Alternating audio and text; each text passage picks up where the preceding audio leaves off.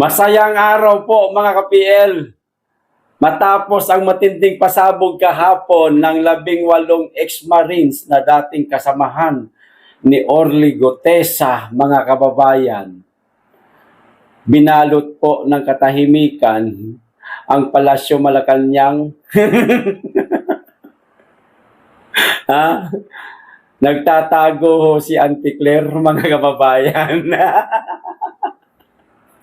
Himala.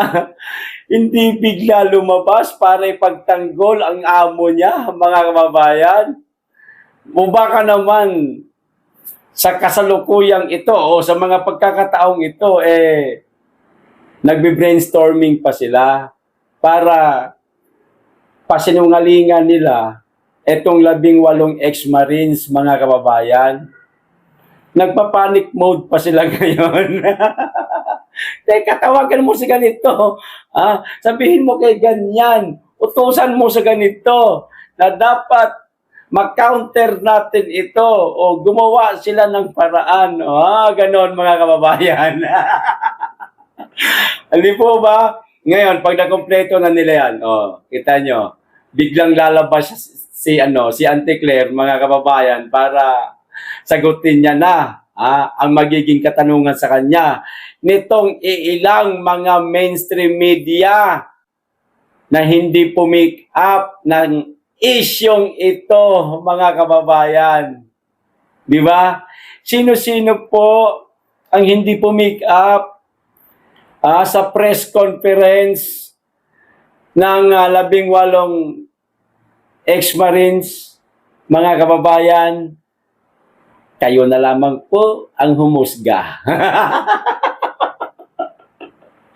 Ngayon, dahil tahimik nga si Auntie Claire,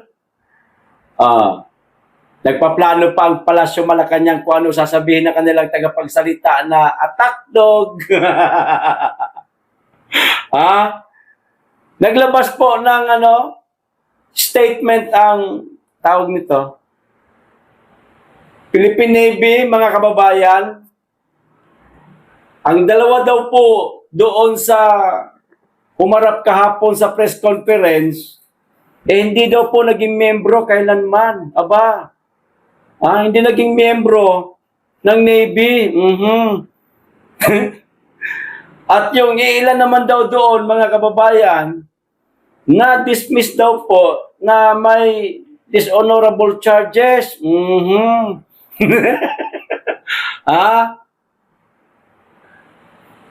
Ang Philippine Navy ngayon ang naging pansamantalang tagapagsalita ng Palasyo Malacanang kasi baka wala pang naisip yung attack dog.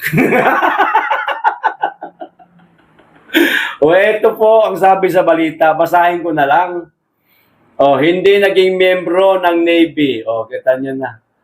Kinumpirma ng Philippine Navy na dalawa sa mga individual na ipinirsinta sa press conference ni Attorney Baligod ay hindi kailanman naging miyembro ng Navy o Philippine Marine Corps, mga kababayan. Ang sabi ho dito. Habang ilan naman ay na-dismiss ng may dishonorable charges. Itinanggi na, siniraan pa. Ano bang pakialam mo, PL? Iyan naman talaga ang katotohanan. Di sige.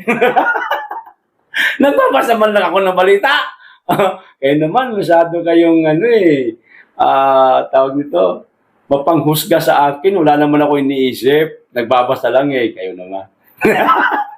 Ito, kasunod dyan ng paglantad ng mga nasabing individual na siya raw naghatid ng kickbacks sa mga opisyal ng gobyerno, kabilang umano si President Bongbong Marcos Jr., mga kababayan. Ano pala yung sinabi ni Gotesa? Ang sinabi ni Saldico, ang sinabi nitong tatlo, nag-corroborate na pare-parehas ang sinasabi. May maleta, may kwarta, involved ang mga opisyal ng gobyerno. Ba't di nyo ipatawag itong tatlong ito para sila ang magpatunay na totoo ang sinasabi nila? Kayo naman. Di ba? Ipatawag ninyo sa isang pagdinig sa Blue Ribbon Committee. O, saan man ninyo gusto, sa DOJ. Pwede rin sa ICI. Buhay pa bang ICI? Ang pagkakaalam ko kasi, inaaanay na eh.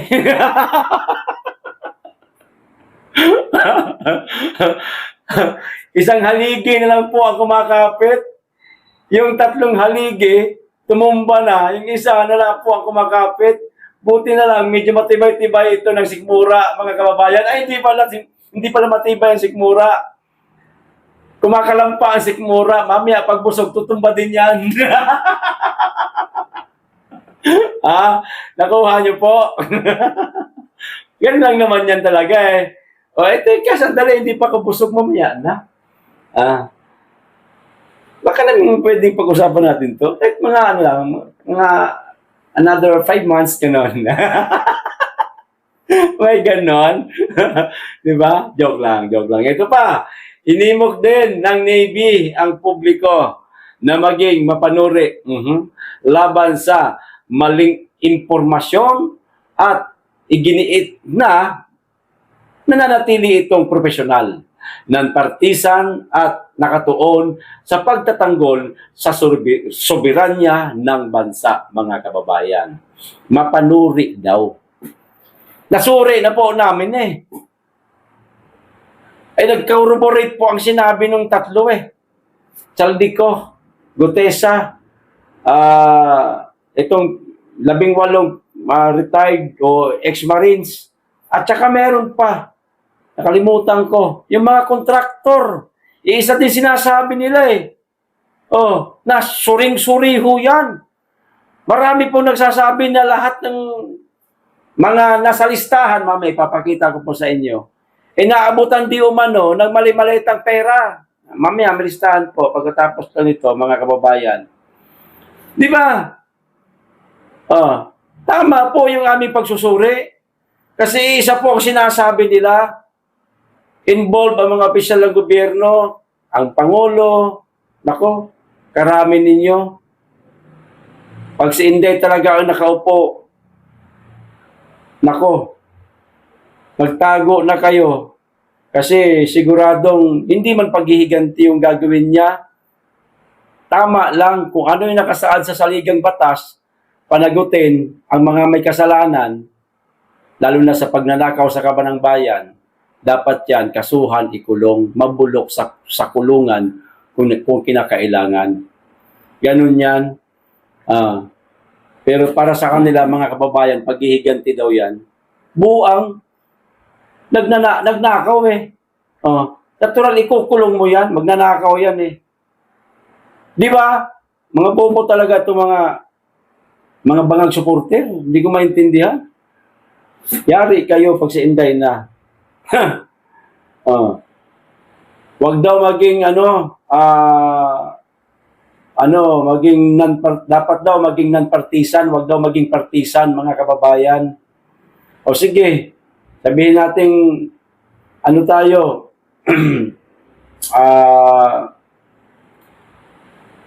wala tayong kinikilingan. O isang simpleng mamamayan lang tayo, pagpalagay natin.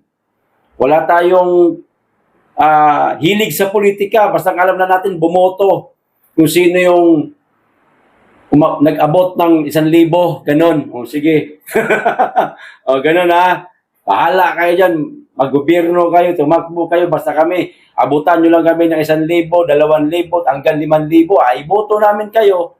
O magpalakihan kayo ng bigay. Yun ang iboboto namin. O di ba yung mga taong ganun, yung di marunong mag-isip ba, para sa kinabukasan ng mga apo nila, anak nila, higit sa lahat ng bansa.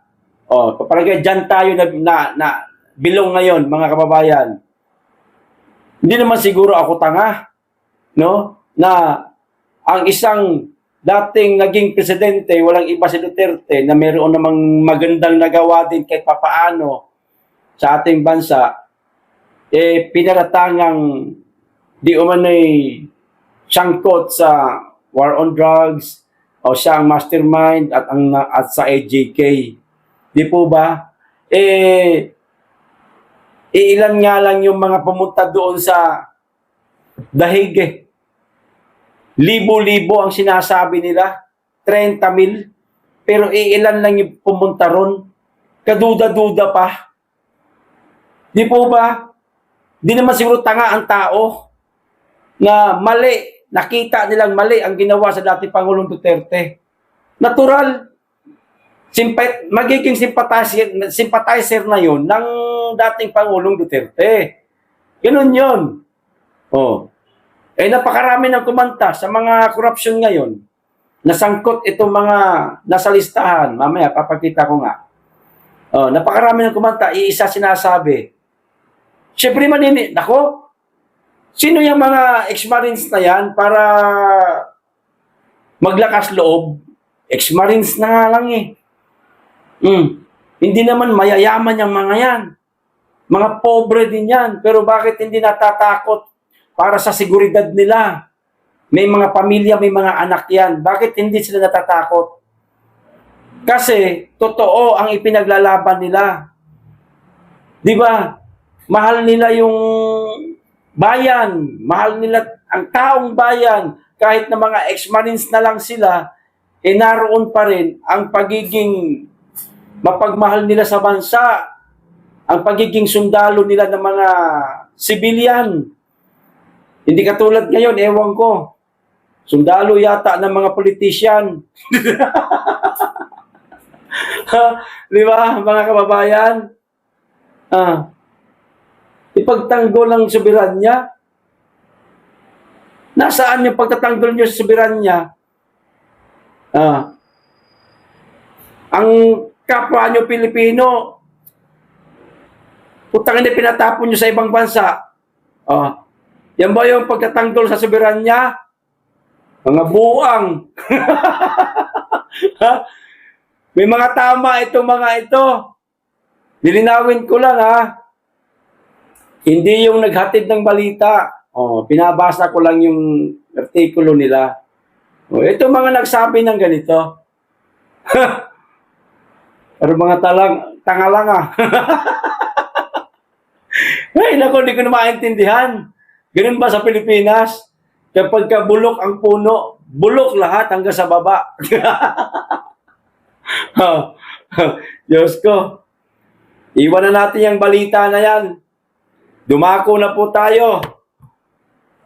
Dito sa isa pang balita, dahil nga sa ngayon, parang sinisimulan na pong patahimikin itong 18 lumantad ng mga ex-marines. Anong ginagawa nila? Pinasisinungalingan na. Diyan po magsisimula yan eh.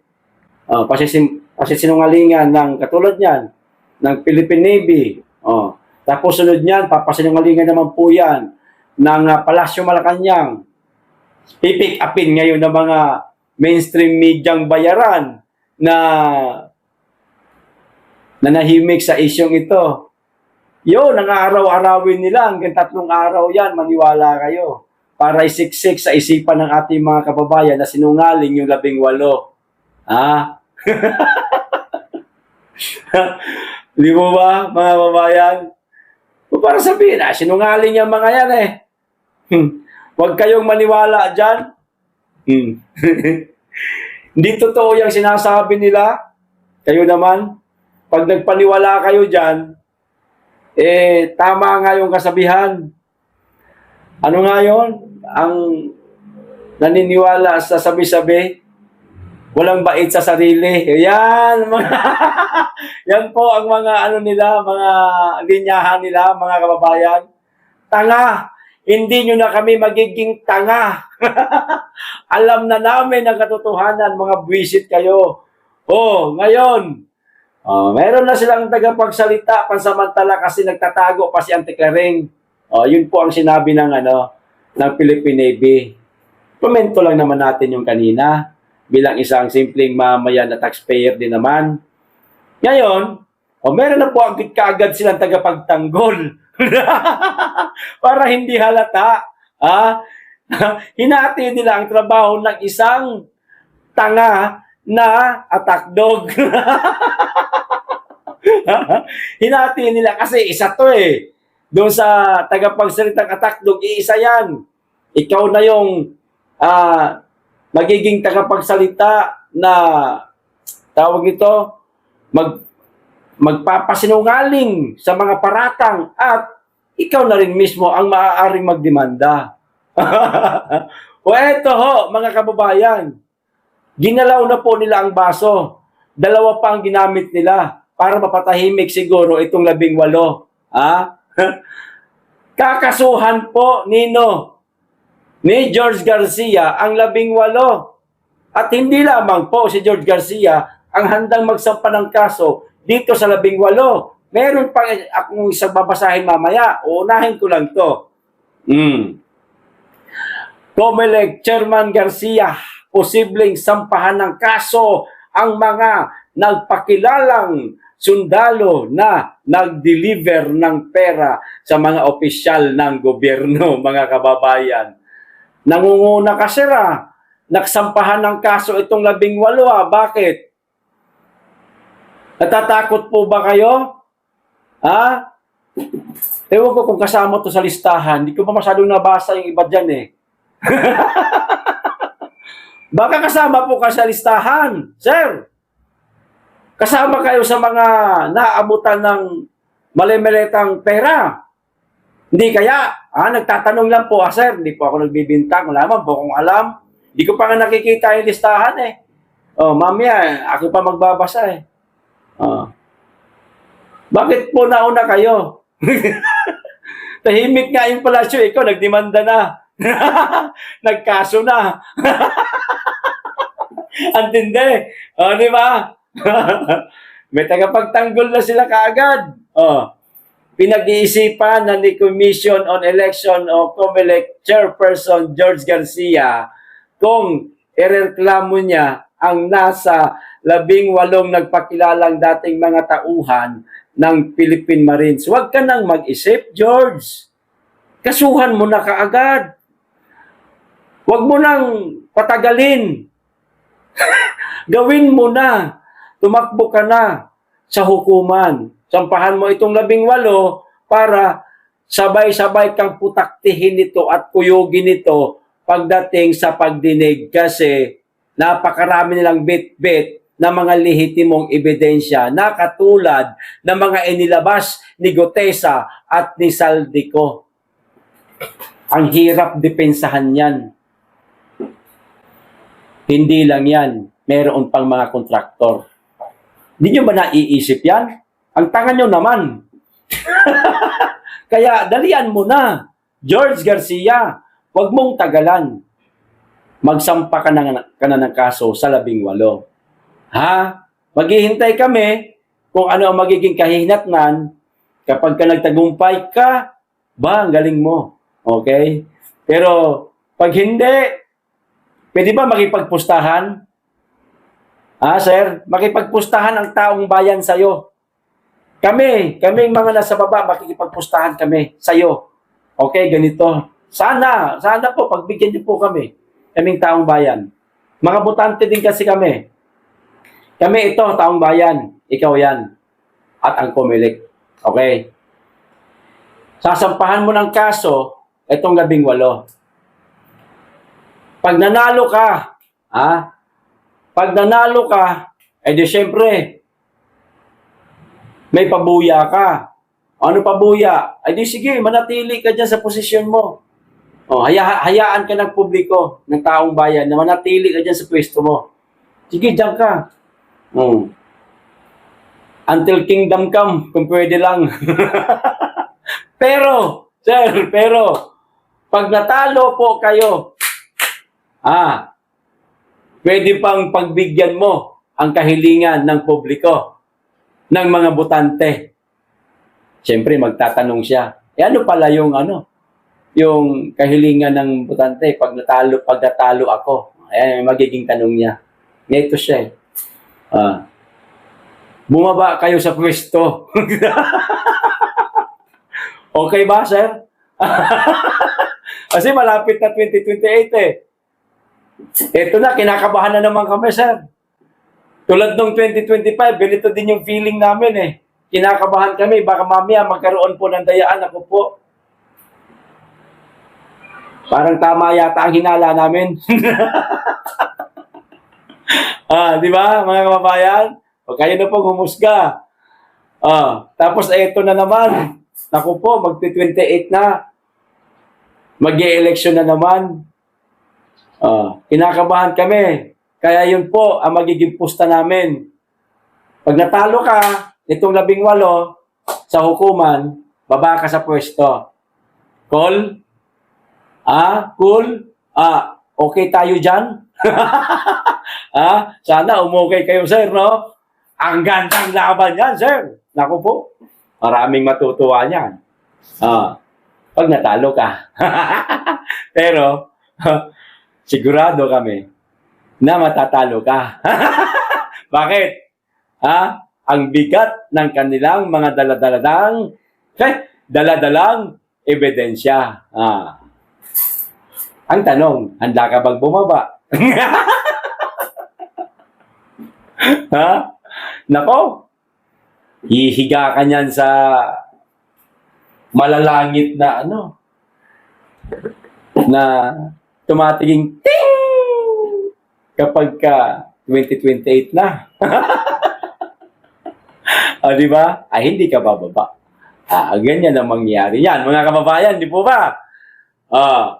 Ang mga ito ay nag-akusa ng pagtanggap ng pera ng ilang opisyal ng pamahalaan mula kay Saldico kung saan kabilang umano dito si Garcia. Di ba?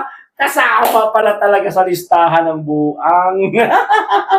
Alam, sa totoo lang mga kababayan, sa totoo lang po, magtuturo ako sa taas. Hindi ko po talaga alam. Nakita ang kabuuan ng listahan nila. Kasi may mga picture ang liliit. Hindi ko po masyado maklaro Ngayon salamin ako. Ngayon nakita ko dito, kasama pala si Garcia. Magsasampa na siya ng kaso. Tatakot siya. Halalagot ka, Garcia. O pag natalo ka, baba ka talaga sa pwesto. Tagot ka, sir. Kaya mo bang salagin ang bala nila? Nako, mabigat-bigat. Parang M203 yata ang dala ng mga yan. Nako, yari ka. Nagkakamali ka yata ng decision mo, sir. Nagkakamali ka. Mukhang bumangga ka sa pader. Nako po. Yari. O ngayon, ito na po. Yung mga listahan, mga kababayan, nasangkot nga po dito sa abutan po ng salapi. Ayan po, mga tumanggap ng mali-malitang pera. Ayan, may mga picture naman po. Isa-isa na lang natin. Nangunguna po ang tambalos-los, mga kababayan. Alak na to siya, Martin Romualdez, nangunguna po. Sumunod, ang babaeng tambalas-las naman. Si Franz Castro. Ang sumunod, barbero magsalita, si Barbers. Si Boy Dila. Si Abante. Naku po, puta na guys, ito matindi. Kumakain ng ipot ng manok. Si Paduano. Ito pa isa. Mahilig sa sama. De Lima. Ito isa, puro tangge. Basag-basag. Ang flood control sa distrito niya, walang iba kundi ang presidential son na si Sandro Marcos. Palakpakan! Flood control sa distrito niya, durog-durog. Incomplete. Ang inang yan. Dito, balik tayo sa kabila. Ayan. Tulpo, naku po. Antindi. Kanilang grupo nga ito, mga kababayan. Diyos ko po. Sumunod yung aking best friend, mga kababayan. Si Dan Fernandez, siya. Ang taga-Laguna kong kaibigan Dan Fernandez, siya. Kasama kagariyan sa listahan. Bakit sinasabi ng ibang tropa natin noon hindi ka daw kasama? Kamusta na? O mga tropa ko noon, alam ko, nariyan lang kayo, nanonood kayo eh. Alam ko naman na yung iba nga sa inyo, nagustuhan pa nga ako eh.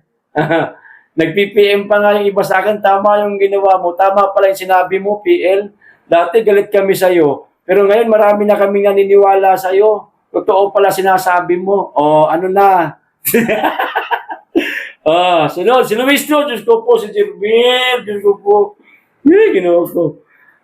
Adjong, Ortega, Paulo, Garin, Janet, Kimbo, Gonzales, Dong, Manuel, Raul, Brosas Arlene, Suarez, David, Chua Joel, Kung Hon J, Dalipe Manix.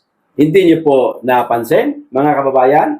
Halos lahat po ng naririto nakasama po sa listahan na tumanggap di umano ng mali-maliit ang pera. Lahat po yan galit sa mga Duterte. Tropa-tropa nga. Sila-sila po magkakatropa, mga kababayan. Hindi nakakapagtaka na sila-sila rin ang nasa listahan. Di po ba? O kung meron pang madadagdag dito, siguro, yung pinaka-mastermind. Kasi may kulang ito isa eh. Okay yung nandito, okay yan, tama yan. Pero meron pa isang kulang. Bakit ito lang? Yung mastermind, wala. Sino ba mastermind, PL? Sabi ng ating mga kababayan, si Bongbong Marcos daw. Bakit wala rito? Ano to, lokohan? Putangin na nyo. Pakiulit tong listahan na ito. Pakiulit to. Hindi ito tama. May kulang dito. Sino ba naglabas nito? Napapaghalata parang may iniiwasan Ito talaga ipinakalat nyo? Nawala si Bongbong Marcos? Para ito lang ang paniwalaan ng mga kababayan nating ang ginagawa lang bahay at trabaho. Minsan lang makakita ng balita o matsambahan, ito lang nakita. Sabi kasama si Marcos, ba't wala dyan sa listahan? Naluto na naman ang pag-iisip ng mga kababayan natin. Di ba, mga kababayan? Naluto na naman, naisahan na naman. Hindi naman totoo sabi. Wala na. Tapos ang kwento, pakiulit ito, bakit ito lang? Wala yung mastermind talaga, ilagay nyo sa pinakataas, igitna nyo para maganda-ganda pagkaka-layout. Lagyan nyo ng mga disenyo, mga bulaklak-bulaklak na pera. Pera, tapos merong malaking background sa likod na buhaya. Lagyan nyo ng opacity, mga 40 lang para hindi masyadong kita. Background lang, kumbaga, watermark lang, ganon. Para maganda naman pagkaka-layout. Hindi naman tulad dito kadilim naman. Ayusin. Pag masyadong halata, ba't iniiwas yung isa? Napansin ko lang kasi, ba't wala yung isa? Di ba? Sino gagalaw sino mag-uutos sa mga yan? Itong pinsan laang, na speaker laang ng, tawag nito, ng house, yan lang mag-uutos? Posible. Ilagay nyo, mali itong listahan ito, pakiulit.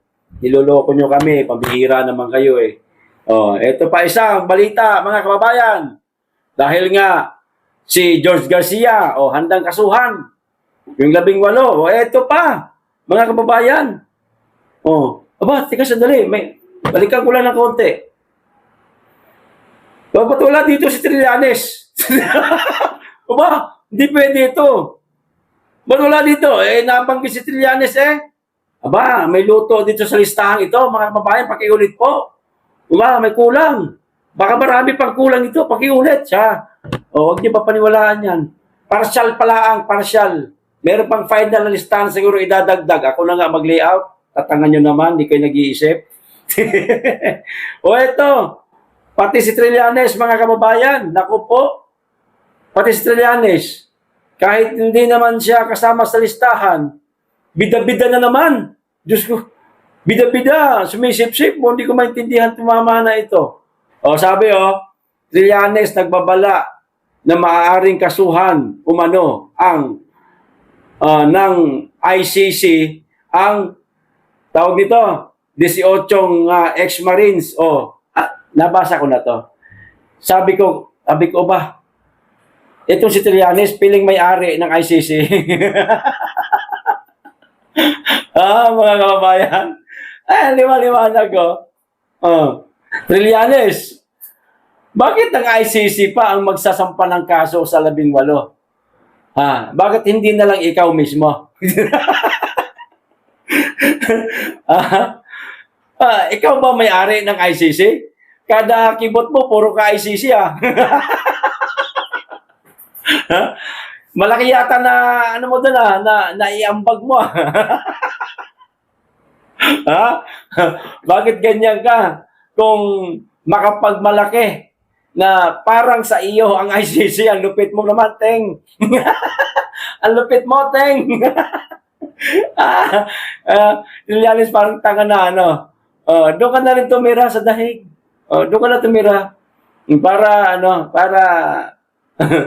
Para doon ka maging tuta-tuta kanila. Sa bagay, pagdating ng araw, baka dyan din ang bagsak ninyo. Mababaliktad naman ang lahat Hindi naman pwedeng laging nasa ibabaw kayo. Mapupunta din kayo sa ilalim. Yan po ay violation sa Rome Statute. Kaya pwede silang makasuhan ng obstruction of justice. ICC mismo ang magkakaso dyan sa mga yan. Parang parang ICC na ngayon ang justice system natin, mga kababayan. Hindi na itong, ano ito? Hawak na tayo sa leeg ng ICC? Nabuwang. Labag daw ito, mga kababayan, sa Rome Statute. Ano pa kailan ng Rome Statute sa atin? Hindi nga, ang tanga naman itong taong itong animal na to. Hindi naman tayo membro ng ICC, tanga. Ano buwang ka, Trillanes? Baka siraulo talaga tumama na ito. Bakit mo pinagigiitan parang may jurisdiction ng ICC sa atin? Baliw ka ba? Nabuang. Nagulat naman ako sa'yo. No? Violation na po ito, mga kababayan, sa Rome Statute. Ano pakialam natin dyan sa putang ng Rome Statute na yan? Gago itong mama na ito. Tarantado ang puta. Mga galit na galit sa China yung mga yan. Pero saan dumidikit? Sa ICC, mga banyaga rin. Mga gago. Meron tayong sariling batas. Meron tayong sariling justice system, Trillanes. Baka nakalimutan mo, nabuang ka. Bakit ka nagsusumbong sa ICC? Anong nangyari sa'yo? Lahat na lang, puro ICC O baka pati yung mga vlogger na pinagkakasuhan, ipadala mo na doon sa ICC. May tama na itong mama na ito. Pati yung mga magnanakaw ng cellphone, mga magnanakaw ng kung ano-ano dyan, mga snatcher, yan. Ipakulong mo na rin sa ICC. Parang tanga itong mama na ito. Lahat ICC, gusto mong gumalaw, antindi mo Nasaan na ang sarili natin, justice system? Pinapatay mo? Trillanes? Ano masasabi niyo dito? Korte Suprema, mga abogado, ano masasabi niyo po rito sa sinasabi ni Trillanes? Na parang bagang sinasabing wala kayong silbi. Wala kayong karapatan mag-imbestiga, manghusga, magparusa kung meron mang napapatunayan. Bakit parang iniaatang na sa ICC? Ang usaping legal sa ating bansa. May sira na kaya ito sa ulo? Ano pong masabi ninyo? Mga ginagalang po namin nasa Korte Suprema. Buang itong taong ito. Ano sa palagay ninyo, mga kababayan? May matinong kaisipan pa ito, wala na. Pag-i-comment po. Hanggang dito lang. Maraming salamat. Mag-iingat kayo lagi. Tigit sa lahat. Mahalin natin ang Pilipinas.